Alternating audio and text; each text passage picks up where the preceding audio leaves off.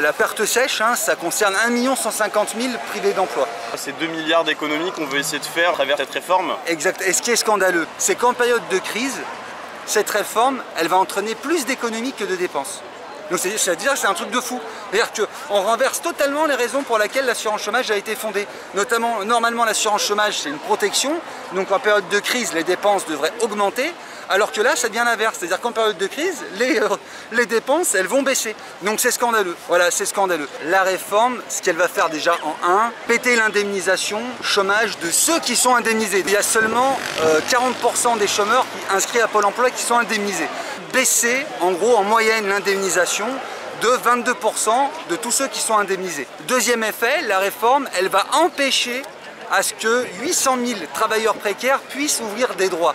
Aujourd'hui, il faut 4 mois de taf pour ouvrir des droits à l'indemnisation chômage. En 2022, il en faudra 6. Pour ouvrir des droits à l'indemnisation chômage, il faut travailler 1 jour sur 7. Après la réforme, il faudra travailler 1 jour sur 4. Qui veulent tous nous pousser vers le RSA. Aujourd'hui, il faut savoir qu'il y a 2 millions de foyers qui sont allocataires du RSA et 2 600 000 de travailleurs qui sont indemnisés. Et bien après cette réforme, il va y avoir un basculement. Il y aura plus de travailleurs précaires et privés d'emploi qui seront allocataires du RSA qu'indemnisés au chômage. Et c'est une grande question. Il faut qu'elle intéresse tout le monde. Parce que le RSA, c'est financé à partir de l'impôt.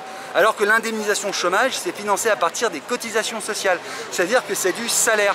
Donc en fait, les capitalistes, ce qu'ils veulent, c'est détruire notre salaire pour qu'on se paye nous-mêmes, les uns et les autres, un petit filet de sécurité quand on est au chômage. Voilà, donc c'est scandaleux. Cette réforme, elle est scandaleuse.